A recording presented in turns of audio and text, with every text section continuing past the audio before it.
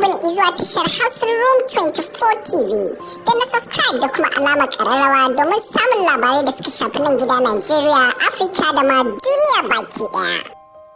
Hare-haren 'yan bindiga na ci gaba da hana jama'a bacci da ido biyu rufe a sassa daban-daban na arewacin Najeriya, domin ko da yaushe jama'a na cikin fargaba ta yiwuwar fuskantar harin ta'addancin.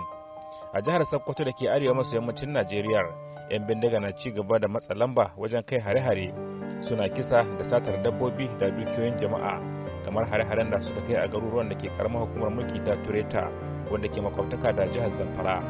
Shugaban karamar hukumar Abubakar Salihu Tureta ya ce kwanan nan kan barayi sun matsawa jama'a. Tun wajen Lahadi muka ta fama da su. Normally in suka shigo sai in amfani da local vigilante biya in za su tara ba su. This time around sun to yan masu. Yan banga suka ce mun za mu zo ni ce musu bari a yi proper arrangement. To kasa dangana sai suka je suka bar musu.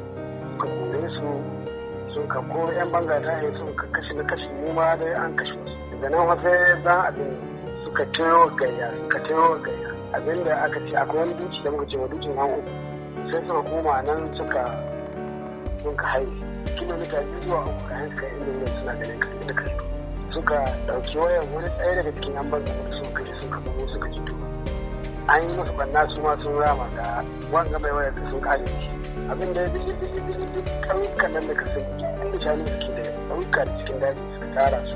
Wani hari da suka kai a garin Tsamiya shine ya sanadin salwantar rayukan jama'a da dama waɗanda suka fada ruwa wurin gudun tsira daga maharan. Suka nuna wajen duma da kuma hanya akwai ne mace mutuwa. Nan na fa suka fara halbe-halbe mutane suka tsorata. Babu hanya dama kwale-kwale ne aka aiki da shi ga wata ƙorama da nan.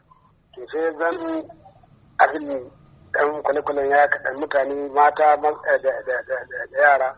Ina ganin kamar suna iya tsallakewa sai suka ta faɗa ruwa. Yanzu sofa dai mun samu kasuwanci su wajen mutum 22 wanda suka rasa a kan wannan attack ɗin suka ji tsoro suka faɗi ruwa.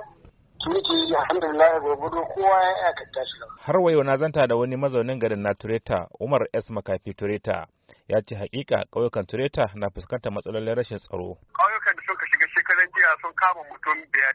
A sun ci a kai musu kuɗi, an kai musu kuɗi yau ko an gazo aka tabbatar da jeji sun kashe su. Duk da yake shugaban karamar hukumar ya ce rundunar 'yan sandan Najeriya da sauran jami'an tsaro na da masaniya akan waɗannan matsalolin. Na yi ƙoƙarin kiran kakakin rundunar 'yan sanda a Sokoto DSP Sanusi Abubakar, amma da ya ƙi ɗaukar dukan kiran da na yi masa. Masana da yana ci gaba da bayar da shawarwari akan yadda watakila za a samu sauƙin matsalolin rashin tsaro, kamar yadda Dr. Yahuza Ahmad Getso ke faɗa. Wannan wato wata 'yar manuniya ce take nuna gwamnonin yankin da kuma ita kanta gwamnatin tarayya bisa ga cewar wato duk ƙoƙarin da take da awar tana yi na cewar tana magance 'yan bindiga alamomi ne waɗannan suke alamtawa na cewar abin da take faɗa ba gaskiya ba ne. Akwai buƙatar gwamnati ta yi gaggawa ta yi mai yiwuwa domin a samo yadda za a samu bakin zaren. Yanzu dai da yawa 'yan Najeriya da ke ganin gazawar gwamnati ga shawo kan matsalolin rashin tsaro, musamman duba da yadda 'yan bindiga ke nuna gadara ga hare-haren da suke